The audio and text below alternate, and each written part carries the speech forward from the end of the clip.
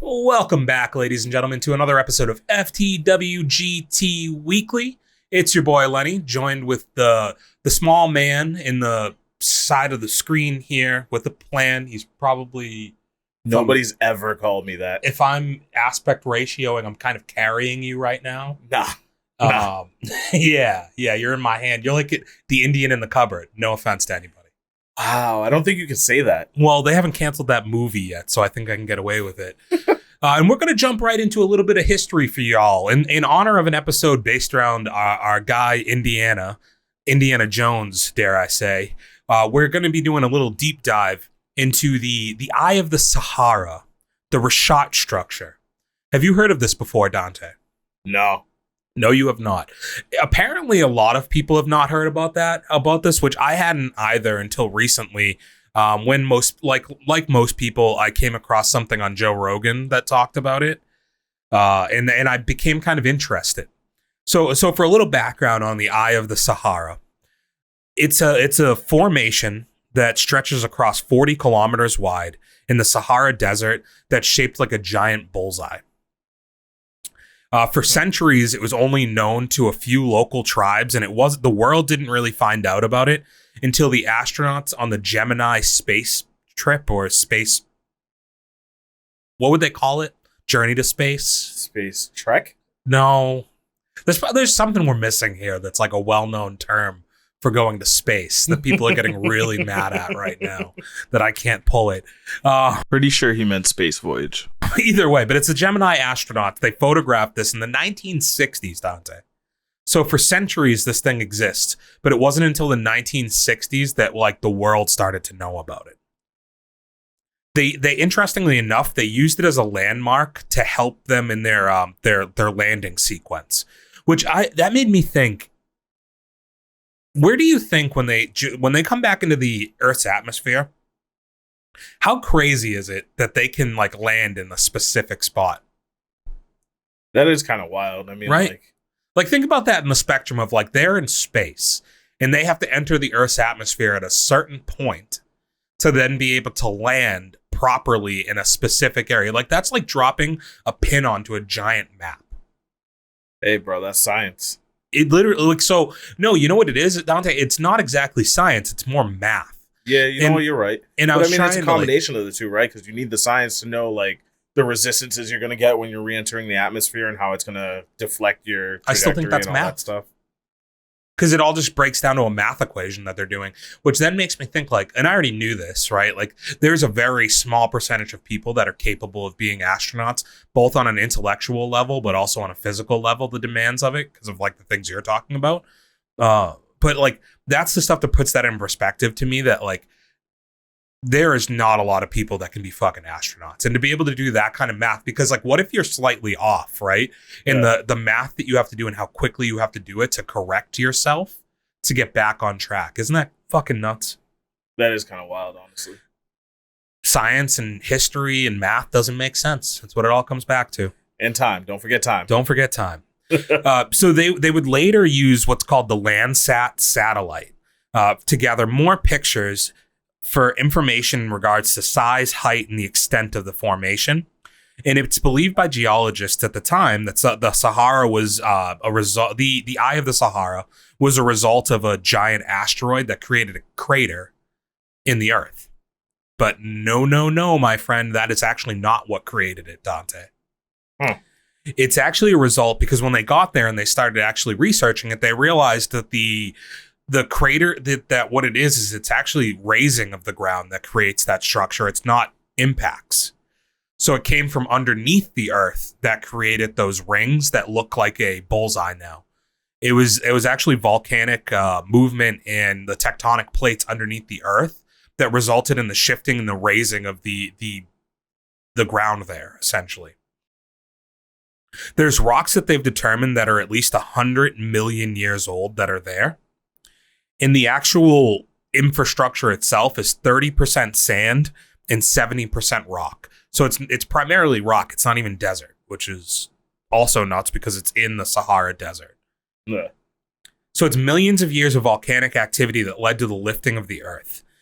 Prior to this, it actually like I'm sure you know this, Dante. A large majority of the Earth used to be, or not Earth, but that area of the Earth actually used to be green. It used to be very temperate, and there was even water that ran through there. Are you familiar with that? No, honestly. No? So, so the Sahara Desert actually used to be green.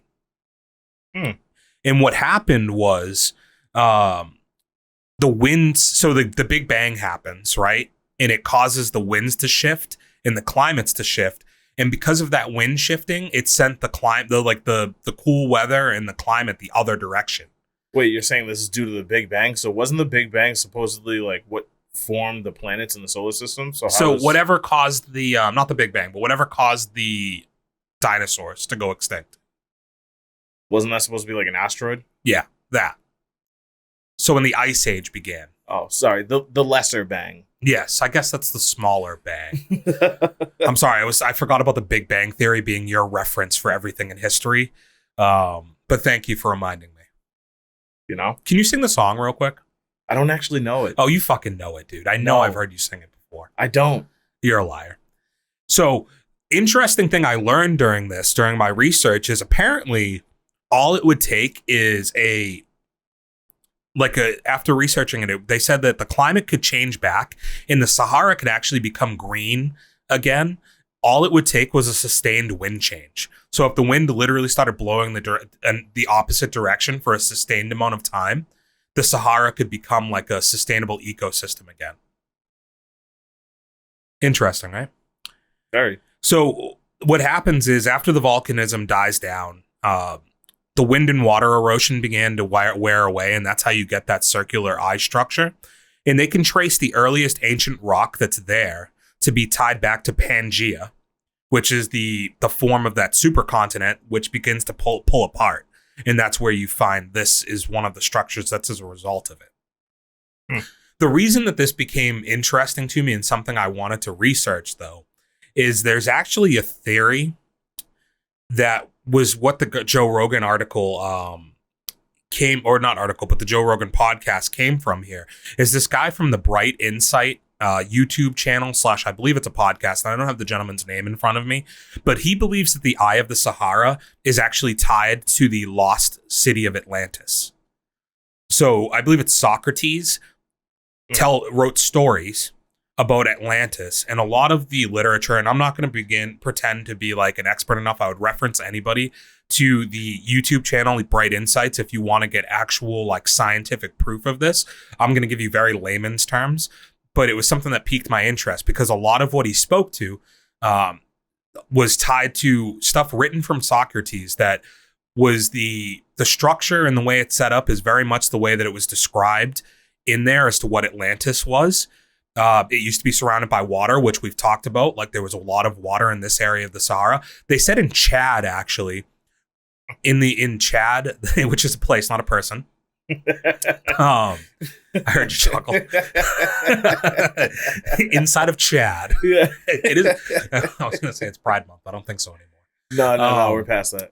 So in Chad, there was a lake, actually, and it's the largest documented lake that ever existed. They said it's bigger than the 5 Great Lakes that we have here combined. And this was in the middle of fucking Africa, where the Sahara Desert is. So what is completely dried up now, they can never actually reference, and they found, I guess they found a lot of bones. That's what I was looking for. Of like hippopotamus. They said giant sea snakes. I think they said catfish too. Like there was a lot of different bones of proof of life, of like aquatic life there in reference to this. But so they're surrounded in water, green, all of this stuff kind of lines up. The only thing is there's a guy named Randall Carlson who's also appeared on the Joe Rogan podcast that suggests another place, the Straits of Gibraltar. Yeah. Yep, Gibby. Yeah. For our Apex Legends players out there. So the Straits of Gibraltar, Dante. Gibraltar. Thank you. He suggests that that's where it is, and in his biggest objection to it being in the Eye of the Sahara is that it's linked to Socrates mentions the opening to the Atlantic Ocean, and he's saying that wouldn't line up with being in the Sahara. But I read somewhere in the comments actually to that video that there are access points that like you could easily still tie it to the Atlantic Ocean as to how you got to Atlantis. Obviously, the other thing that's more popularized that's kind of confusing for us is that we associate Atlantis with being underwater. Yeah. Right? But like they're still trying to like they're still trying to tie all of this together, but there's a lot of history that suggests that the reason you would have heard about this, and like Socrates is a man who a lot of his stuff is tied to accurate history, that he didn't just make this story up and that it would have been tied to something in real life. So I'm going to definitely be doing more research into this, and like I'm super interested. I guess there's like Netflix documentaries about it, but there's also just a bunch of YouTube channels out there. Like I said, I referenced a couple of them here. Bright Insight, also Randall Carlson. He was on Dante. Is my YouTube pages that I was watching still up there? No, I closed that one. Shit. You're an asshole. If you go to YouTube real quick. Actually, no, I found it. I got it. Okay. So what's the top one is Bright Insights, but a couple down is that guy. It's like starts with a K, the name of the channel. You only had one YouTube page up, and click back to the go back to the actual search. Gotcha. Nature Discoveries, Future Place, Cosmos Lab. No, you're not going to find it. I don't have anything with a K here now. This is where it's like me not being able to walk you through things is the I. So Dante's actually going to have us in a moment get on track with some of our pop culture references to this. I'm not going to find it either. Yeah, try to blame me. You can't even. But it was literally on that main page that I searched. When you search Eye of the Sahara. Yeah, no, I went back to that search page, and like at the top of it, you have Future Space, Bright Insight, Yakusha, Atlantis, Ancient Wonders, Future Space, Geology Hub, Bright Insight. No K's. It's right there. You've lost it. It's on you. No. All right, so do we have some ties to both the Sahara? I thought it'd be interesting to look at the Sahara in pop culture, as well as to look at the lost city of Atlantis within pop culture. Well, Atlantis is obviously what they want to hear about. But how about you hit us with some references for Sahara before? It's called the YouTube channel I was referencing is called Concrete. It's KONCRETE. Okay. I found it, Dante. Not that you helped me. So the three biggest ones that I had, one I've never seen before. It's this movie, Jerry. If you could pull up some info for me real quick on IMDb, that would be super helpful to me. It's this movie, Jerry, which is from the early 2000s. I had never heard of it at all, but it stuck out to me because it stars Matt Damon and Casey Affleck. Two relatively well-known actors, obviously. And I was surprised as a person myself who's pretty familiar with most movie releases, especially from major actors, that I'm not familiar at all with the movie Jerry. It also doesn't only star them, they co-wrote it apparently. And does it have like a description of what it's about? Friendship between two young men is tested when they go for a hike in a desert and forget to bring any water or food with them. Which sounds kind of dumb. They end up getting lost. But like, if you're going for a hike in a desert, how do you not bring water or food with you? Well, did they not intend on being out there for a while? Yeah. Is that on any streaming platforms? Let's see. Give me a sec.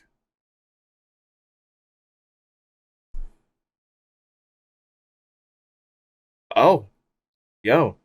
Our homies over at Tubi got it for you for free. Okay. Might be something we watch. Yeah. Tubi. Where it's at. It's actually on a bunch of platforms. It says YouTube, Tubi, Peacock, Pluto, Crackle, Plex, Amazon Prime. A lot of free places. Yeah. Crackle free. Yeah. The one other, this isn't the Sahara, but Matt Damon's in one other. Actually, no, he isn't. I lied. Like, I was going to reference the movie Three Kings, but that's Mark Wahlberg, the other white guy from Boston. Damn. Another movie that features the Sahara Desert is the movie Sahara, featuring Matthew McConaughey. Have you seen this one?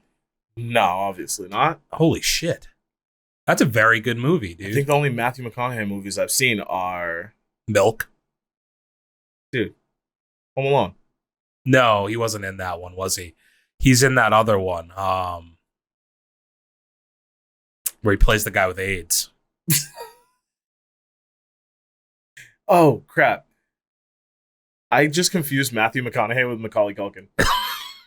So you thought I was talking about Home Alone? Yeah. I said Home Alone. Jesus. I'm glad you didn't catch that. But no, that's I just crazy, outed myself. Dude, that you, Yeah, you no. thought.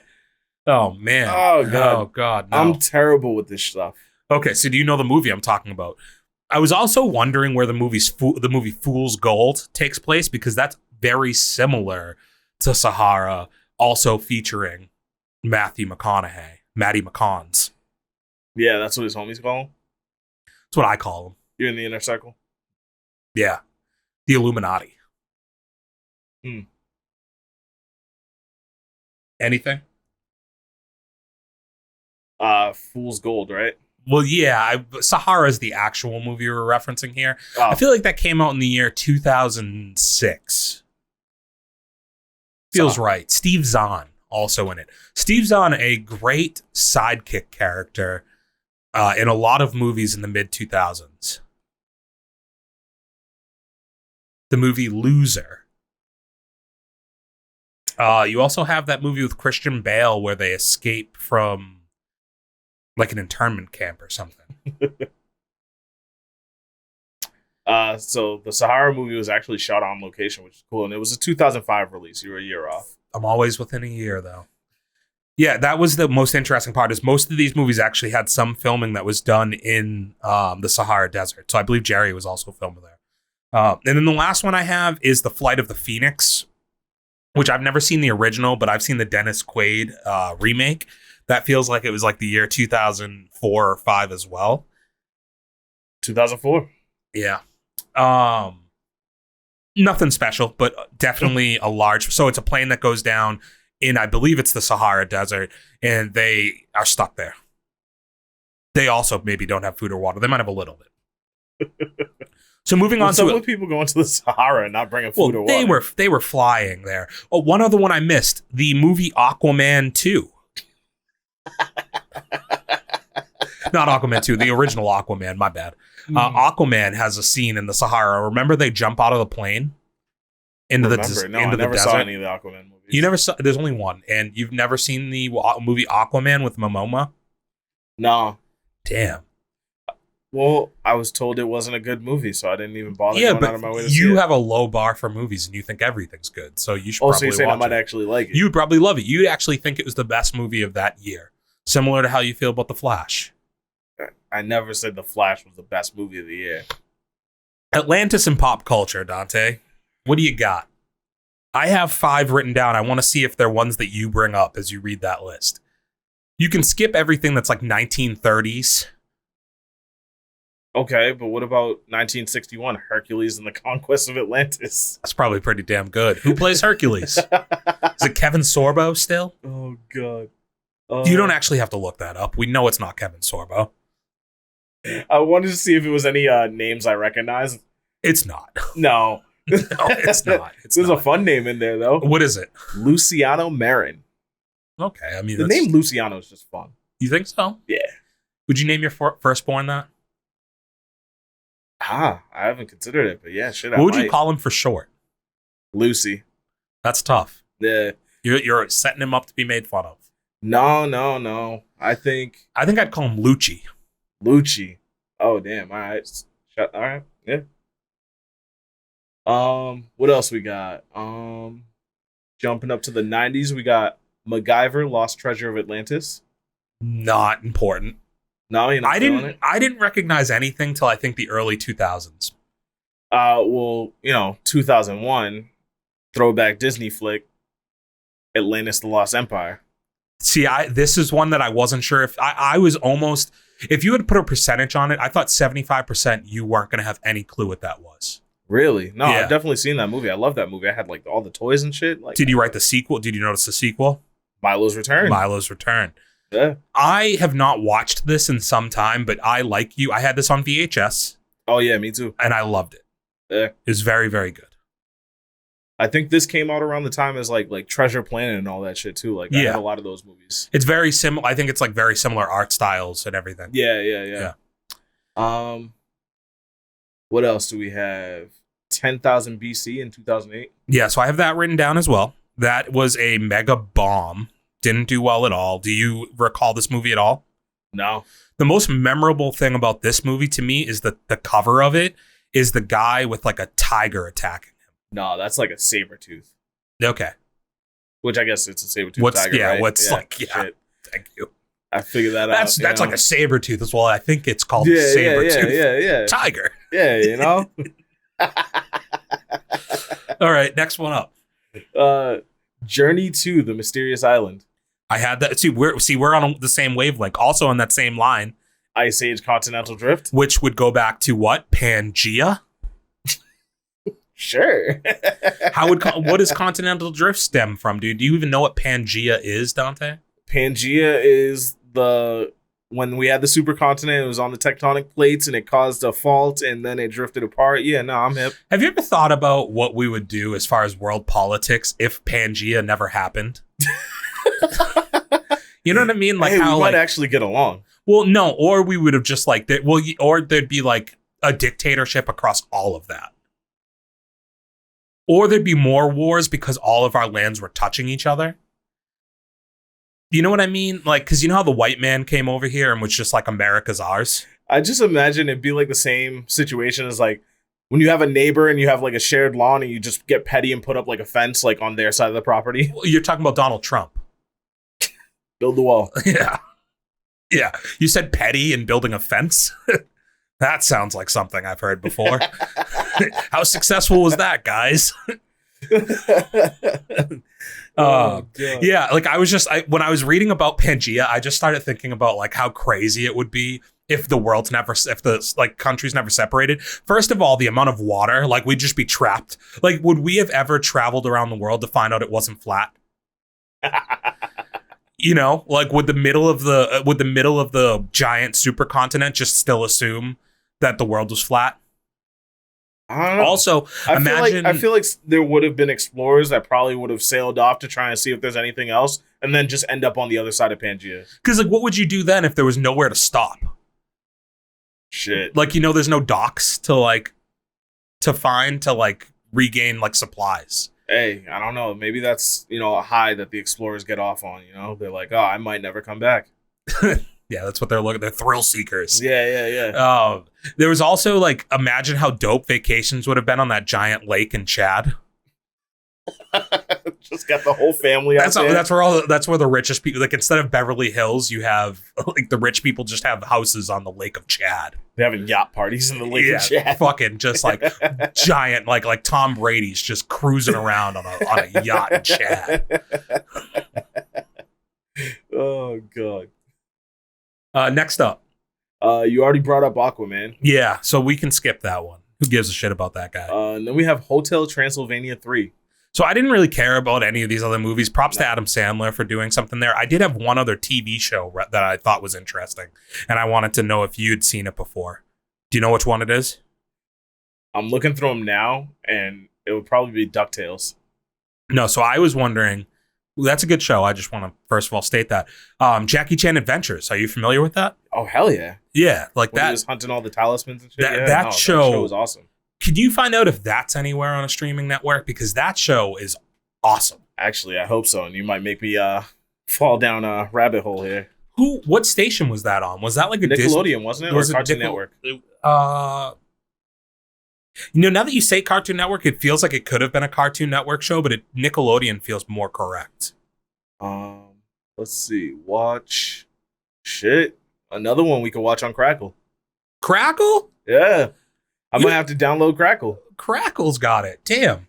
That's a hot take for everybody out there. Does Crackle got some heat now too? Crackle might have some heat. It's in the Sahara, at least for an episode. But yeah, the Jackie Chan Adventures was a very fun. Was that a Saturday morning cartoon? I think so. Feels like it was. But Saturday morning cartoons were more WB, no? Saturday morning cartoons were lit. Because I remember that's where I watched my like Yu-Gi-Oh was a Saturday morning cartoon, I believe. Was Digimon on Saturday morning cartoons? Digimon, I think, was a Fox property, whereas, like, yeah, I think WB was Yu-Gi-Oh! Were they the same network? We're getting way too sidetracked here. That's fine. I've ran out of movies and pop culture, so we can get as sidetracked as we want. I don't actually know. Okay. I don't know who owns what. I didn't care about that at that time. You didn't watch either one of those, huh? What? I feel like Digimon probably was. No, Well, I was definitely big on actually- Digimon. I think I was bigger on Digimon than like either Pokemon or Yu-Gi-Oh! Like that was my monster show. I think like I think I agree that I remember season 1 of Digimon being like goated. It was very, very good. And then I feel like they escaped the digital world. Am I correct? You don't remember. Yeah, come on, man. You don't we know remember. my weakness here. Why are you asking me that? The Yu-Gi-Oh had the Egyptian god cards, so that probably had something to do with the Sahara. I'm sure if I scroll through the TV shows, there's probably a reference of Yu-Gi-Oh! In here somewhere, right? Yeah.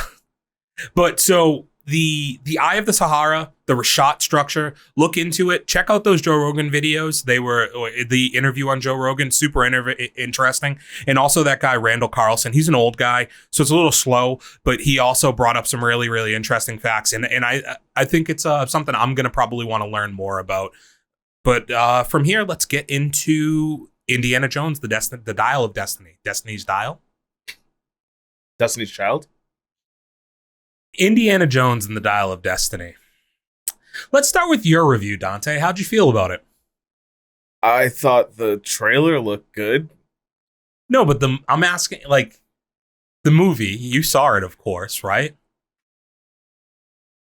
I can't be a liar. So, no, I may not have. You had a ticket to it. You must have seen it. I for sure had a ticket to it. And, you know, I completely forgot what day it was. And I might have forgot missed the it. same day that we generally go to the movies every week? Approximately the same time we go to the movies every week. You just forgot it? I did. Unfortunately, it slipped my mind. Did it, though? It did. I don't believe It did. that. Oh, for a okay. second. You thought I was just, ducking out? I think you ducked it. No, not intentionally. So you no-called, no-showed to work one day. I mean, for all intents and purposes, this is our job, right? So, Yeah. yeah, my bad. I'm sorry. I guess you're going to have to write me up. Brother, it's already happening.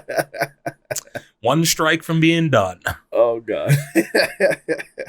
So, I assume what happened was, because Dante, for all the people out there, has never seen an Indiana Jones movie, which is actually going to be an interesting segue here. So you have the box office available, right, Dante? Yep. So let's start here. All right. The movie is bombed. Is that a bomb? It is a bomb. Okay. How much has it made domestically? Is it 85 mil? So this is where I don't know if Box Office Mojo is giving me accurate numbers because it's telling me 60. That could have been the 3-day weekend, but I think they're considering it a 5-day weekend. That's what I'm netting in there. Okay. Because I had read 85 mil on a 5-day weekend. Okay. And worldwide, you have it at... I have it at 130. So, in all honesty, it's out-revved Creed, The Flash, several other movies in there, right? It fell in line. The 60 million put it right in line with Transformers for releases year to date. The reason it's a bomb, do you have the budget there? Pull that up real quick. Holy shit. They had a budget of 294 million. So yeah, the rumored budget is somewhere between 300 and 400 million. One thing it's not taking into account is I guess there were tax credits that were issued because a lot of the reason the budget's so inflated is it was filmed during COVID times, meaning they had all that additional testing and things like that they had to do. Okay. So it made this movie very, very expensive to make. There's also a lot of de-aging and things of that nature. It doesn't truly look like a very expensive movie. I was shocked to read the budget as well, but yeah, $300 million. So the reason it's not a bomb isn't because it hasn't performed somewhat decently at the box office. I think if anything, it may have exceeded my expectations a little bit from a performance standpoint, but just the further you uncover things, the more you realize it's not going to be profitable. because it's up against too much the rest of this month. You know, we're a week out. This week's the best opportunity to make like a decent amount. I think the drop off will still be roughly 50%. Word of mouth has been fairly positive on this movie, so I'm banking on it doing well there. But it'll probably tank once Mission Impossible comes out. You have Mission Impossible, Oppenheimer, and Barbie all coming out. So like any chance it has to make money is kind of slim to none. I think Mission Impossible and Oppenheimer being obviously its biggest competition. Because the interesting part here that I heard, and I believe I heard this on the Weekly Planet, a podcast I check out. Not every week, but it is available weekly. It's an Australian podcast, fun accents.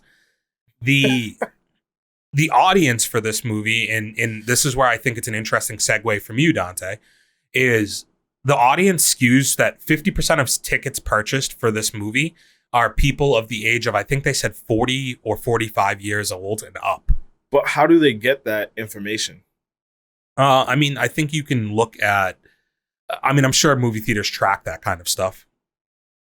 Movie theaters 100% know the average age of the people who watch movies in their cinemas. But they're not like having you like fill out census. You're not like showing your IDs, and like I just don't get how they get that. I mean, to be fair, I think if they really looked, like they have to look at my ID every time I walk into the movies. But that's because we have a subscription. Not everybody has a subscription. Yeah, so like they extrapolate out information, I suppose, from things like that. Yeah. You know, you also don't know what theaters do have people outside doing some type of surveying and things of that nature.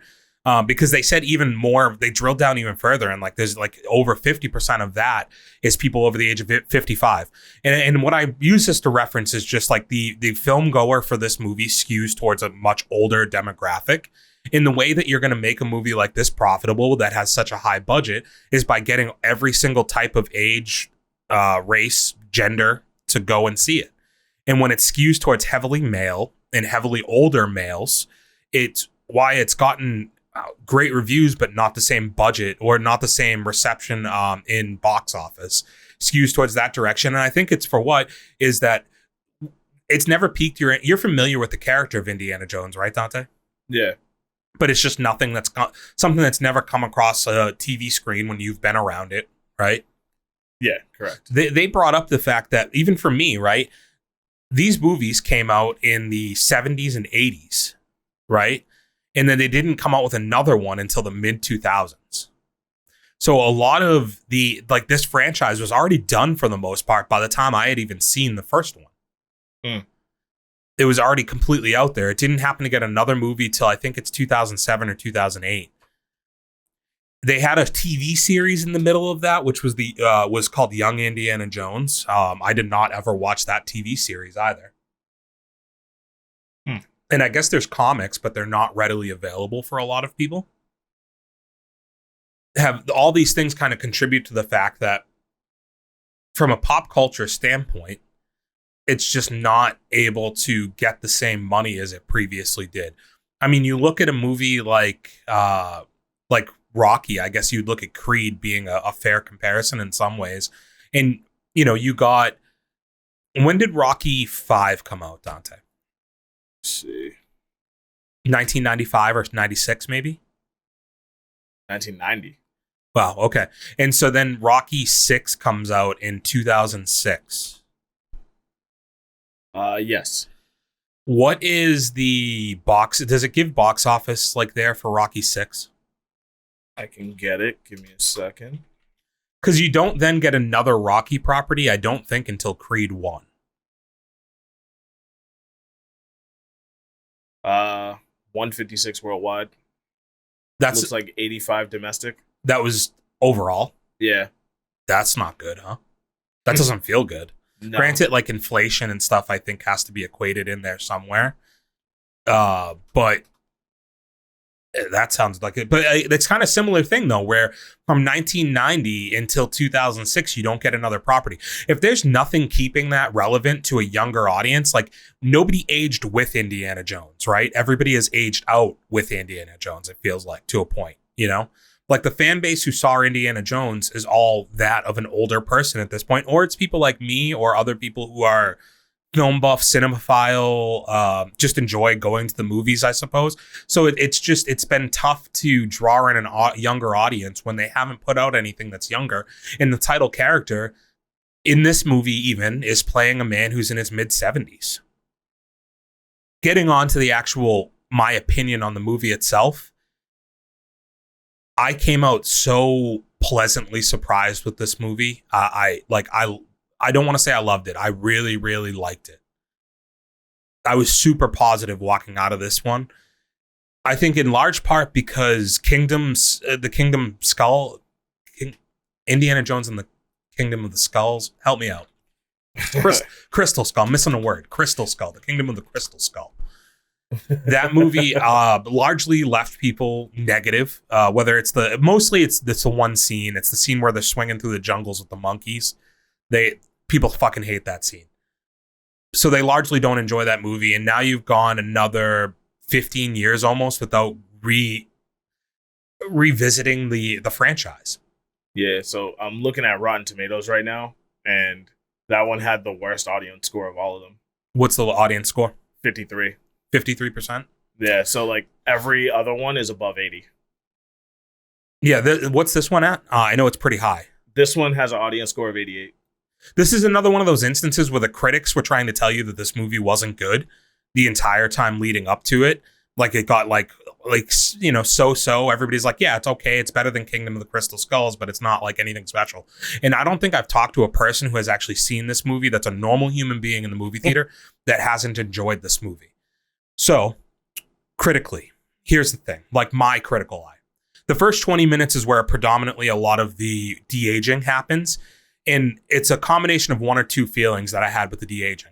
When you have a still shot of Harrison Ford de-aged, it's mind-blowing how good it looks. Like, it looks like it's him from the old movies. It looks like it's a 45-year-old Harrison Ford, and it's incredible.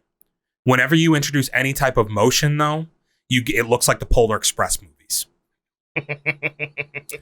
So it's a little disorienting. It kind of pulls you out a little in those first 20 minutes. At the same time, it's incredibly impressive. So it teeters a line in there of both ways.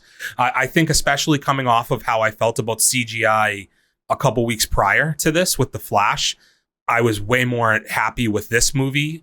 But I was like trying to figure out if I needed to be as critical because like The Flash looked bad, and that's a major criticism of that movie. So I think it's somewhere in the middle. There's a weird scene of them running on top of a train that I just remember looking super awkward in this. But overall, the setup to the movie in the first 20 minutes is pretty good. The only other downer I'll say for this movie is the action felt a bit flat to me for the first hour or so. Because it's hard to feel a lot of stakes when it's like I don't know. It's like it's an 80-year-old guy who's clearly not doing a lot of these action scenes. And when you have to kind of shoot it in a way that doesn't give that away as much, it makes it harder to immerse yourself, I think, in some points. But the thing that draws you in and what made me like this movie as much as I did is like from the very first time you get current day Harrison Ford on the screen, he just... I don't know, man. Like, there's an aura about that guy. Like, he is Indiana Jones the same way he is Han Solo. And you're just immediately brought back into this world because of the power of him as an actor. And I think that's part of what makes those first three movies so great is like, he is that character and he just eats up scenery when he's on there. And whether it's him being a disgruntled older guy who's clearly lost his fastball a bit and he's not happy with the world. Like he's just caught up in his work. He's about to retire. He's drinking every day. He's just kind of a miserable old man at this point. And he gets drawn back into a final adventure by the daughter of an old coworker, his goddaughter, actually. And they're sent on this quest to find the Dial of Destiny, which is going to lead to a time rift for time travel in a way. So the movie, and I feel like that's not a spoiler. I hope not. Let's just, for the sake of it, I'm not going to sing it, guys. D'Angelo had this whole thing. I don't even know what I would do with this week. Like, I can't rap Dial of Destiny, right? Like, that wouldn't really fit the scope of things. I don't know what style. You're going to have to dust off the flute. Don't have it anymore, fortunately, guys. I got rid of that one. Yeah, I don't know what I would do to 3, 2, 1 here, other than just say 3, 2, 1. spoiler. From here on out. It's so bland. Yeah, it's a little boring. Ugh. We'll have to work that out. Excite me Maybe for the can we spoilers. Come on, pay Mike. for a professional jingle to be made? Maybe, and have like a button we hit. I know a few singers. Maybe I can get somebody to sing us one in. Yeah, that'd be cool. That'd be really cool. Yeah, like like one of those commercial jingles. Do I'd really enjoy that. you want like a piano jingle or a guitar jingle? Guitar jingle, I think. Okay. Yeah, we'll workshop this. If anybody has any suggestions out there, I'd be more than happy to take them. Anywho, I not that I'm going to heavily spoil this at all, especially since Dante hasn't seen it. I don't think I need to go heavy into conversation on the movie necessarily, other than to say, yeah, the action in it, while a little flat, there's not a police chase, the car chase. There's a lot of chase scenes in this movie. The beginning of the movie, you get a chase on a horse that goes through a subway, which is kind of fun. But they a Subway restaurant? No, there was none of those in the time period that this movie takes place. The time period of this movie, by the way, is the 60s. Okay. The 60s. It's in the peak of the astronauts are going to space here. There's a lot of beaten up Nazis, which is cool. Always good to see that. There's another chase scene that happens though in I forget where they are, Morocco maybe. But either way, they're in that's probably the first one where I was like, well, this is pretty fun. They're in a car, he's on one of those motorbikes with the seats in the back of it, I thought you were going to say a sidecar. No, the bench seats on the back of it, one of those tourist type vehicles, like an olden day taxi, I suppose, in a way. Huh. So they're driving on that, being chased through these tight streets by cars, and they're chasing after a Nazi who has an artifact that they need to get after. So that was a fun little part there. You have there's not a ton of nostalgia in this movie. I think it's something Rhys Davies, Brian Rhys Davies. He's a character from one of the original movies. He pops up in this, but that's really the only older character that arrives in here. You do have a quick little cameo from Antonio Banderas in here, which was cool. But what sails this movie for me, and again, 3, 2, 1 spoiler, because I'm just going to talk about the ending a bit here. So the whole premise is they're trying to assemble this dial that can travel through time, right? And the Nazi, you think this whole time, where he wants it because he wants to go back and win the war. He wants to go back and win World War II. And you're not sure if he wants to tell Hitler something that to help him win the war. You don't know his actual desires. What you kind of find out his desire is he wants to be the Fuhrer. He wants to be the ultimate guy and take all the knowledge that he has and go back there. Right. And one of the best parts of this movie is you do get some classic indie. They're in a temple, they have to go through all these puzzles to get to the final part of the artifact. And this feels great. It's a real set. It's not CGI. It's very, very, you are able to immerse yourself into this because everything's real. Which I feel like modern cinema relies a lot on CGI, so it's refreshing to get some shit like that. Yeah. So that, I think that was part of it for me, is that you've got that. Even some of the cinematography, for what it's worth, James Mangold directs this movie, and you just get some really classic shots that feel very Spielberg-esque still in this movie. So I enjoyed that quite a bit too, just a cinematography level. It was great. But what you find out as they go to this riff in time is that it's actually, there's only, it's not something to where you can travel to any point in time that you want, is what you find out. And he actually ends up dropping into, it's Archimedes is the person who built this dial, and you just drop into this war that's happening in ancient Greece. So instead of dropping back into the 1930s to stop the war from Hitler, it was always a defined part of time that this time rift brings you to. And all this is a compass that gets you to those rifts that bring you to specific parts in time. So it drops you into this war, and all of a sudden there's this war that's happening in ancient times that there's these planes flying through. And you just have these guys on ships with fucking bows and arrows and catapults being like, what is this fucking dragon in the sky right now flying overhead? And it's just this awesome moment of the movie that is so I don't know. I enjoyed this so much because it was so unexpected for where the movie would take us, to all of a sudden be there. And there's this guy with a fucking gun on the side of a plane just trying to shoot like these guys that are like, what is this? And it's just this cool fucking contrast. And I just greatly enjoyed that premise. I think to me, it took this movie that was already like, I was never bored during this movie. I was enjoying it all the way through, despite the fact that the action wasn't all that tense. I enjoyed it from start to finish.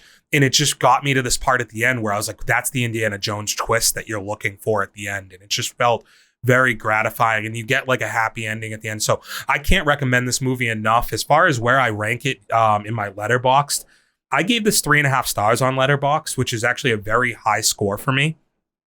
And to where I dropped it in the movie rankings, Dante, I actually have this 4th overall. Holy shit! All right. So to recap my rankings, it's nice to see you enjoy a movie again. Yeah, it's been a while. I know. Yeah.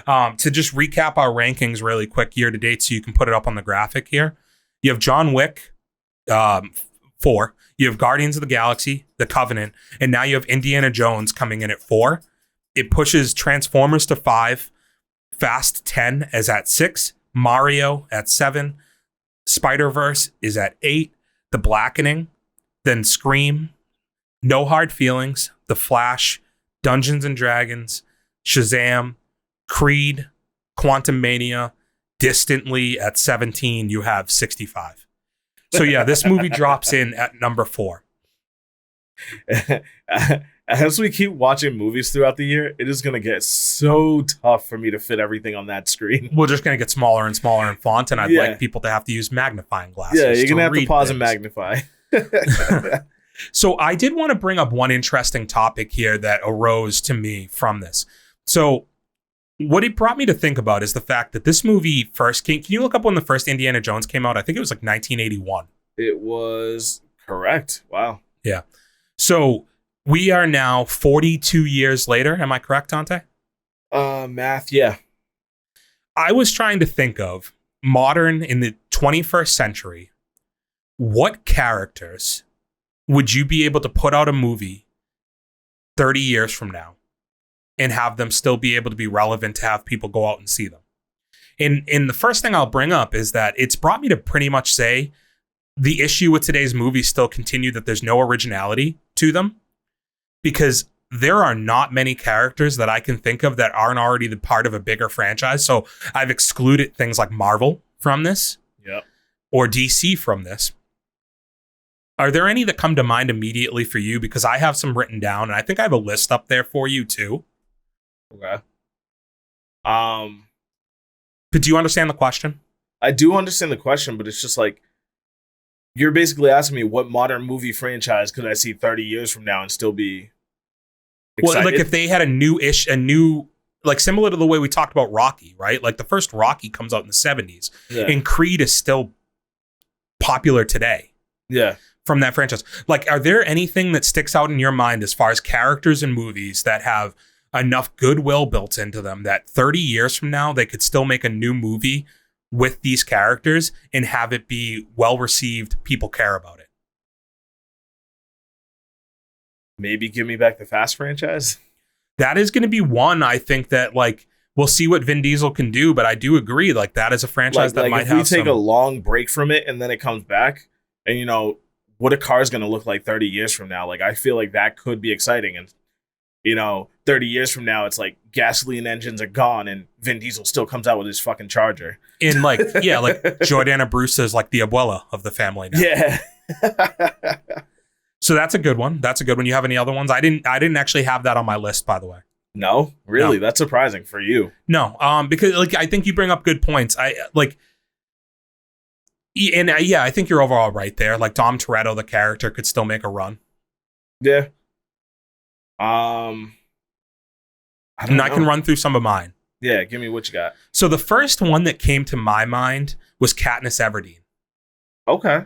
I could see the Hunger Games being something to where she could come back and do a movie in 20 years, and if she wanted to, it still get some type of fanfare. We'll see how this new movie that they have coming out does. Yeah. Right? As far as how well that stands up, because if that movie does well, then I'm completely wrong. Or it doesn't do well, rather, then I'm completely wrong. Another one I had is Harry Potter. Okay, yeah. That feels like one that can still make a run. The only animated movie I think I have on here is Buzz and Woody, Toy Story. Okay. I feel like you can make them as long as you keep the quality. I think a lot there. of the Disney properties, though, like the actual like cartoons, I think those are just timeless. Like, you drop those whenever. I don't know, but you say that. But then what about all the Lion King, the Little Mermaid, and Aladdin? Well, no, so they failed with the live actions, right? But like people still went out to see those. But you're not making new iterations. Like you're not making sequels, or they would have already done it to a lot of those movies. Yeah. Like they haven't made a Lion King sequel in 15, 20 years? And I don't know if I'd care about an animated Lion King sequel. Whereas like they're able to keep coming out with Toy Story movies and the quality is still there every time. Right? Would Shrek be another one? I was thinking about that. Yeah. I mean, Shrek, I think already kind of burned away a lot of its goodwill though. Although I heard Shrek the Forever After, whatever the fourth one or fifth one, whatever the last one that came out in the movies, there is a new one coming.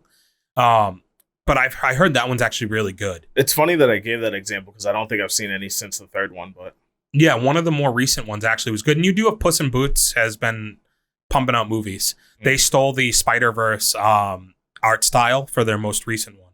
Gotcha. Next, I had Captain Jack, but the issue being, so that's Pirates of the Caribbean, right? He's already a little old. Yeah. But I do think there's a potential that in 10 years, 15 years, you could still use that character and have it have clout enough to do well. I don't think it has the same impact if they don't use Johnny Depp for it, though. Exactly. It has to be him. Yeah. I think most of these are tied to the actor itself. And that's kind of the premise I'm going with, right? With Indiana Jones. Yeah. You also have the Star Wars characters like a Han Solo, like a Luke Skywalker, they were able to bring those characters back and people were like going insane for it, right? Getting these original characters back. So next one's up. I do have John Wick / Neo from The Matrix. Oh, okay. Yeah. The issue here I have is we've already talked about it. Keanu's already getting up there in age. So I think more likely you could get a Matrix in 10, 15 years. I don't think you could get a John Wick. Okay. Because I think he'll age out of that role a bit. I have Jason Bourne. Ooh. Would Matt Damon get back into shape and would he be able to sell a Bourne movie in 10 to 15 years? Okay. The Bride from Kill Bill. I don't know if this works because I just don't know that Uma Thurman has name value any longer in Hollywood to sell a major movie. I think the movie Kill Bill has enough value that if she comes back and we see it's the same person, it still might do well. Fair. Creed. Yep. Like they've already set that up to where they can keep going there. Yeah, like it can do the continuation with his daughter or whatever if they want. I thought this one was a funny one. And this is actually the last one I have written down. Austin Powers. Oh my God, that would be. But how old is Mike Myers now? Does it matter? Like that movie's not really based around a lot of his physical ability. True. It's not like you think of that as an action movie. I know, but I just feel like they'd have to give that to me soon. That man's 60 years old now. I mean, you just put like prosthetics on him and stuff, and he's just playing a bunch of different characters to a point. He's 60? Yeah. That's wild. I had no idea he was that old. I would have put him at 50. Yeah, maybe he's aged out of it a little bit. Yeah. But like, do you think that one could play? I mean, they haven't touched that since 2003. And I was going to say, that's just another franchise that was like iconic. Like, you know what I mean? Like I feel like it relied on such a raunchy level of comedy that you can't really do today. So I don't know how well it would do, but I would still like to see them try and do something. My only thing is like, you would have tried. I'm surprised they wouldn't have. And I think they have talked about it at different points, and I don't know why they never did it. Made an actual sequel to that. You know, because like I said, it was 2003 the last one. 2002, gold member, right? This might be my best episode in a long time as far as being like very on point with my years of movies. But yeah, like that's a long fucking time. 20 years without doing a sequel. Yeah. But I'd be interested out there. Anybody, is there any characters we missed as far as movies that have iconic enough characters that would be able to be brought back Not including, again, I don't want to include things like Marvel or DC because like you can just recast those a million times over. I'm talking about original characters that are in their own worlds, their own universes that can be brought back 20 years from now and are still going to be regarded enough to be successful. Did we hit all of them? Are we missing any of them? What are your opinions? Are we wrong on some? Because we're specifically talking sequels, right? Yeah. Well, they would have to be sequels. Like, I don't want to get like you don't want remakes. Yeah, I don't want new people playing those characters. I'm talking a la Harrison Ford, dusting it off as Indy, bringing back the hat and the whip, and coming back as Indy. Okay, and moving on to a couple little quick hitters for movie news. I wrote one down specifically for you, Dante. What you got for me? Allison Mack was recently released from prison. Who is Allison Mack? That would be Chloe from Smallville. Oh, okay. Did you know she was in prison? No. She was in prison for racketeering in regards to recruiting women for a sex cult. What? Yeah. That was a big topic. You didn't know that happened? No. Yeah, that happened. Did I just fuck you up? I'm sorry, dude. Damn, bro. I know you loved her.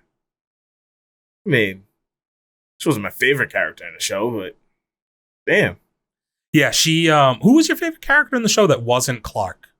I actually really loved their Lex Luthor. Okay, Michael Rosenbaum. I'm not good with names, but you are. Yeah, that's him. Yeah, he was great. He was great. I thought you were going to say his best friend. Oh, Pete? Yeah. Sam Jones. They wrote him out, huh? They did, yeah. I think in like the 4th or 5th season. It was really a bummer when he was gone because it took so long for Clark to tell him.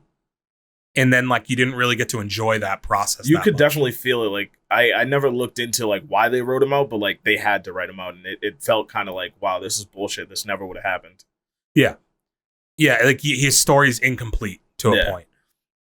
So yeah, she was released 15 months early from prison.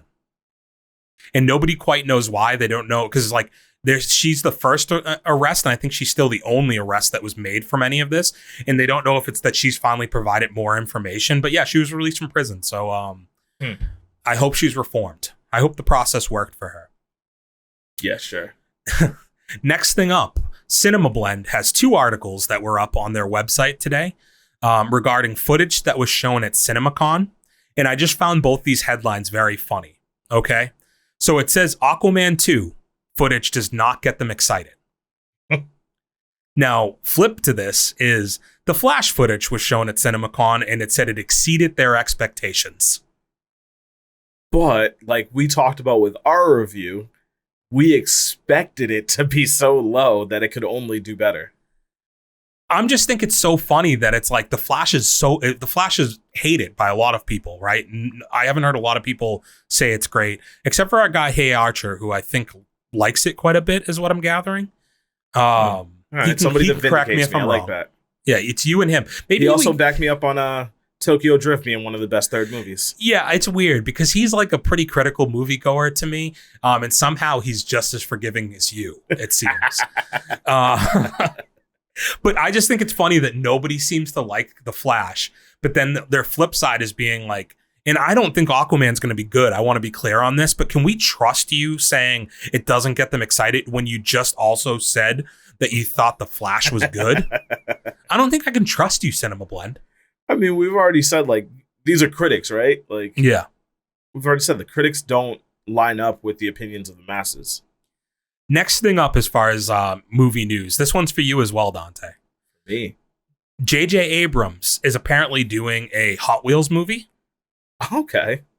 And he describes this movie as emotional, grounded, and gritty. What? Yeah. That's not the review I expect to hear from a Hot Wheels movie. I want to hear action-packed, thrilling, exciting. Yeah, like I tried reading the article. There was just a lot of fucking words, people. I couldn't get through it.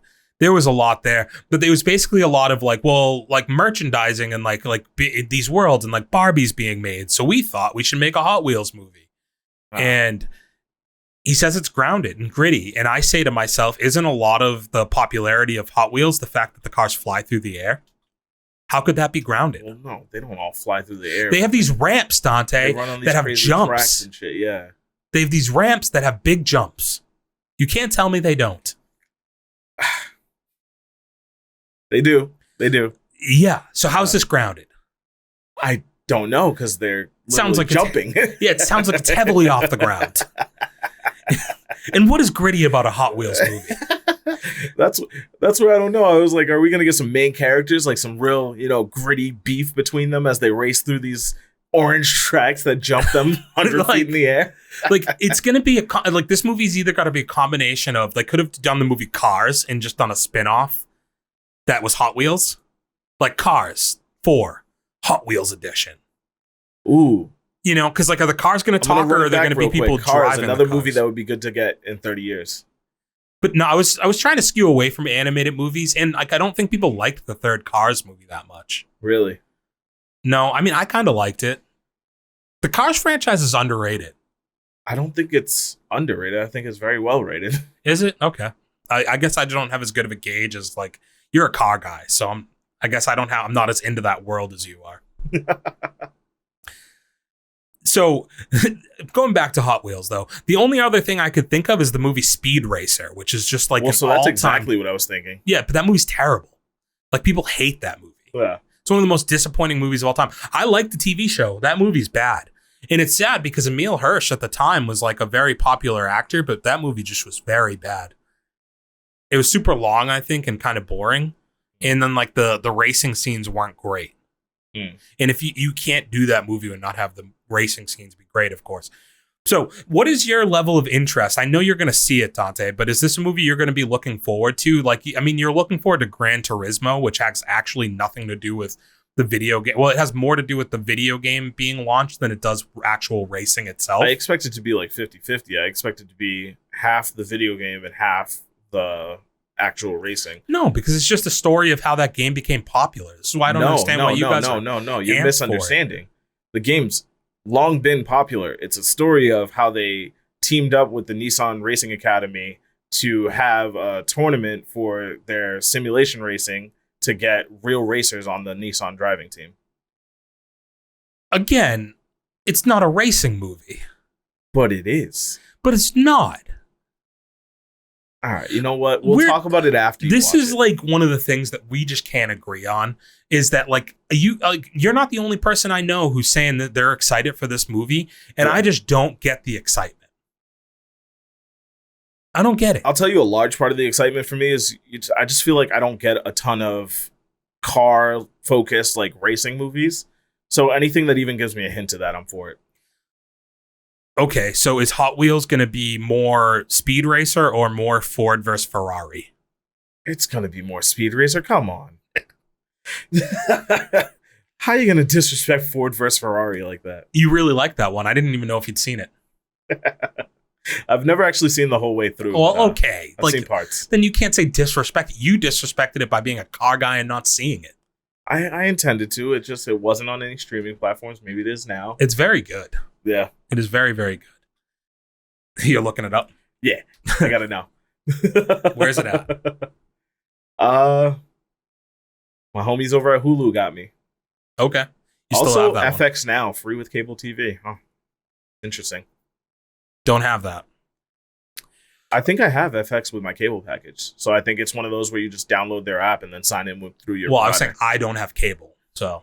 Oh, like right, me personally. Right. Okay. So last bit of news here will move us into what we're watching or what we are going to be watching.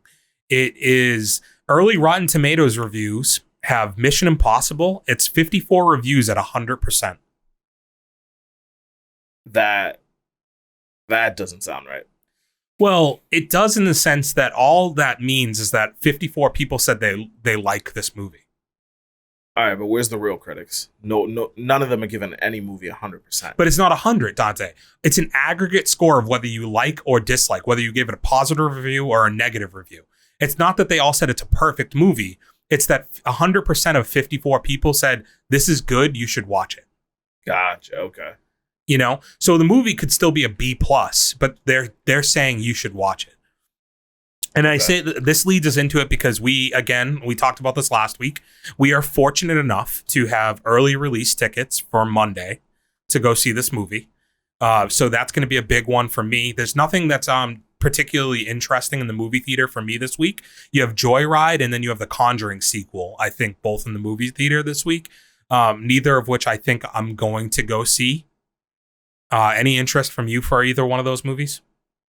Meh. So that's a no. You can just, like, that's a sound. We need words. No. Okay. All right. So, big movie for us is going to be coming on Monday. Mission Impossible, Dead Reckoning, Part 1. We will try to hit you as early as possible next week with our review of that movie. I am stoked for it, though. Like, my level, this is the most anticipated movie of the summer for me by far. I know, Dante, again, for you, it's Gran Turismo, as fucking weird as that is. But for me, it's Mission Impossible. This is it. This is the mecca of the summer of 2023. Okay. Do you have anything that you've been watching? No. You didn't catch any of the homework? No, I did not. Okay. Glad you showed up. You didn't watch Harrison Ford's Indiana Jones movie, nor have you watched anything. Yeah.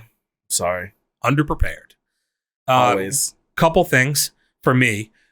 Season 4 trailer for Sex Education just dropped today, as a matter of fact. I didn't even know they had 3 seasons. Yeah. One of my favorite shows on Netflix. I've talked about it on here before. I love this show. I think it's funny. It has a good heart. It's kind of cringy at points, but that's part of the funny aspects of it. It does make you feel a little uncomfortable. One of the main actresses, the girl who plays Maeve, Emma McKay, I believe is her name, was actually in the running to play Lois in the new Superman movie that they're casting, that has been casted. She didn't get the role, but I am very high on her. She's in Barbie that comes out in a couple of weeks. A few people from this show are actually in Barbie. Oh, shit. So, Sex Education, I would highly recommend it if you're looking for something to binge on Netflix. It is 3 seasons long. Season 4 comes out in September. It's the final season, I think, of the current iteration of the show, because Emma McKay is leaving after season 4. I don't know if they'll continue the show or not, but I'll be interested to see how they wrap it up, because she has been a very big part of why I enjoy the show, and she's a person for me to watch going forward. As far as actresses, I think you'll start to see show up in more and more stuff. The last movie that I watched in the past week that I would tell people to maybe check out, I have mixed feelings on it. There's a movie called Black Demon. It is a direct-to-streaming release. It's not on any free services from what I can recall. I had to buy it. It was on sale, I think, for $10. It came out about 3 weeks ago. It's Josh Lucas is the lead actor in this movie, and it's about a Mexican legend of a shark that is haunting an oil rig in Mexico, a giant shark. I'll mostly leave you with that. The CGI is actually better than The Flash. You say you paid $10 for it? Yeah. $6 on Vudu. For renting, though, I believe, Dante? Okay. Yeah. Thank you. Don't misinform our fans, please. Google misinformed me. It didn't specify. I am a known shark movie guy. See them all. Love them all. Not that excited for the Meg 2, but that's a whole different thing. I will still be seeing it. This movie, like, again, I have mixed feelings. It's not the best movie ever. I wish there was more shark in it and less, like, character acting. They're focused a little bit more on the mythos of the shark than they are the shark itself. But nonetheless, I would check it out just for some of the visuals are really, really good of the shark. And it's an interesting premise that I think you could actually get a couple of sequels out of, possibly. Yeah, the reviews for this are rough. Yeah, I'm not surprised. It's direct to streaming. It's a la like the movies. It's a step above for our fans that would remember when the Sci-Fi Channel was at its peak and you would get the direct to Sci-Fi Channel movies, a la like your Sharknadoes. It's not funny like Sharknado, but it's got like it's kind of in the spirit of those movies, but I would say with a step up in terms of the quality of CGI. It's better than you would expect it to look, but the acting is on par with what you would have gotten from those movies. But that's primarily what I've got for this week. I have been watching, for some weird reason, I've started watching Beverly Hills 90210. Why? I don't know, dude. I don't know. I'm like 3 episodes in, 4 episodes in. I don't know. I don't know if I'll keep it up. I've never watched it before. I watched it a little. So I believe it starts in, like, can you look up when the first season is? It's like 90 or 91, maybe. And I remember being like old enough to where I caught it when like the later seasons were on, like near the year 2000 ish. And it's one of those like right before, for me, like the OC and stuff like that ends up coming out, and Dawson's Creek probably being the more of a bridge from that to the OC and One Tree Hill. But it's something I've never watched all the way through, but it has some really iconic characters in there. Luke Perry. You're killing it with the years again, man. I was right, 90. Yeah. Okay. Luke Perry being obviously the biggest actor to come from that. And I remember loving Buffy the Vampire Slayer, the original, not the TV show, but the movie that he was in that. 1993. Dante, fact check me on that, please. Buffy? Yeah, the movie, not the TV show. I think the TV show is 97. TV show is 92. No. That's the movie. Is that the movie? Okay. Yeah, that is the movie. Yeah, okay. So I said 93, it was 92. Either way, it was like right around the same time period he's doing the show, he gets on that movie. And so I really like Luke Perry. So I enjoy him being on that. Also, you just had the Who's Who. You know what actually led me, I think, to finally watch this? I had kind of started watching on the CW app, 90210, which is the spinoff, like more recent show that they did. And it has some characters from the original show. But also the other part of it is Tiffany Amber Thiessen showed up in my TikTok algorithm on the Howard Stern show talking about how she was treated when she joined the cast. And she replaces Brenda, which is played by Shannon Doherty in the first season. She kind of like replaces that character. And it made me just be like, hey, maybe I'll watch this because I like Tiffany Amber Thiessen. That's where she goes from Saved by the Bell. I just being had to Kelly, find out who that was. Yeah, Kelly Kapowski. She transfers from Saved by the Bell. At the end of that show, she goes to 90210. I never watched Saved by the Bell, but she was the wife in Suits. No. Yeah, White Collar. No, White Collar. Yeah, White Collar. She is one of the baddest women of all time. Yeah, she's aged like fine wine. Yeah. Kelly Kapowski is an all-time attractive character in a TV show / movie. So that's kind of, I've spent more time than anything else on 90210 somehow. Yeah. I'm watching that, though. If anybody out there's seen it, what do you think? Should I keep going? Is it worth it? Like, I don't know. I don't even know how many seasons there are. I didn't want to check how many episodes there were and be like, fuck, I have that many that I got to watch. So you don't want me to tell you? Can I guess? Sure. 155. Double it and give it to the next person. 300? Yeah. It's 10 seasons with about 30 episodes per season. Because they go to college at some point. I don't know if check back with me in a month and see if I've watched 300 episodes of this show, because I'm a fucking psycho and I think I'm going to do it. Oh, you've just fucked my life up. If you want the accurate count, it's 293. Oh my God. 10 seasons. And then I have 3 seasons of a spinoff show. Well, if it's a newer show, it's probably shorter seasons. No, because it's a CW show, and those like still fucking yes. Pull it up. 90210. This will be the last thing. 90210. That's the name of the new show. Okay. How many seasons? How many episodes? 1 second. We got 5 seasons. How many episodes? 114 episodes. I might need to get out now. I'm gonna keep going. It's I don't know. Jason Presley, I believe, is the main guy, plays Brendan, and I mean, he was a heartthrob for his time, to give him his credit. He's like maybe the corniest character though. Like he's just like the good. He's meant to be like the fucking goody two shoes hero of every single episode, it seems so far, and I might start hating him. He's just too good of a guy. You say he's the main character? Yeah. I don't see him. I think he might leave the show at some point. So he might not be top billed. Luke Perry's probably top billed on IMDb. Anywho, thank you for joining us this week, guys. It's been a great episode as always. We'd love to hear, did you enjoy Indiana Jones? What do you know about the Eye of the Sahara? Also, what iconic movie characters could be seen in 20 years and be still relevant and popular would be another big question we have coming out of this episode. Are you as excited for Gran Turismo / the Hot Wheels movie as Dante is. Yes. Are you going to check out Black Demon? Yeah. All of these questions need answers. We would love to hear them from you. Jason Priestley, not Presley. Brandon Walsh. Cool.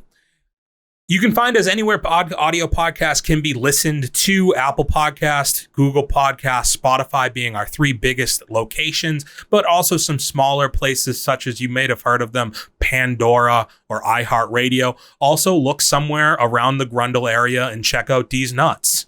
Yo, bro. Oh my God. We're also in video format with Dante's great green screen work behind me as we speak. That will be able to be checked out on YouTube at For Those With Good Taste. If you want to follow us on social media, we are on Instagram at For Those With Good Taste, on Twitter at Good Taste Live, and also we have a TikTok at Good Taste Pod. Hit us up on the Dante, socials, y'all. small man in the corner of my screen here. Yo, stop calling me small. Yeah, I just keep holding you, by the way. I'm trying to. If we're gonna have to line this up. I hate you so much. Where can I find you? And have you put up the new video yet? Not yet, but I am Dirty Water ENT on YouTube, Dirty Water _ENT on Twitch and Instagram, and I actually just started a Kick account as well. Ooh, they can kick off their streaming right with you. Do you think there's a world where we could start getting, like, when they announce new cars, can you just do a video about them? Yeah, we could do that. I kind of like that. Yeah. Somebody was telling me about this Lexus that they took 10 years to put out, and it was supposed to be like the fastest car ever. Probably the LFA. Yeah, that's what it was. Yeah, and then it's like it's worth like 1 point something million now. But like they were talking about how the new Tesla is not out yet, and it's like the fastest car of all time. I mean, Tesla just keeps putting out the fastest cars. Like, it's crazy. Cool. Yeah, so I think that'd be a fun little YouTube thing for you to do. We could even use the green screen for it. Maybe a TikTok. Is that a TikTok we could roll with? Just like little shorts, like history of the automobiles. Well, like new automobiles though. All right. Like, you're a car guy. First look. This is real-time thinking with us. Until next week, though, guys, we love you. Peace out. Chucking up the deuces. I don't dance now. You just pull up your pants. And do the rock. You throw the rock away. For those with good taste.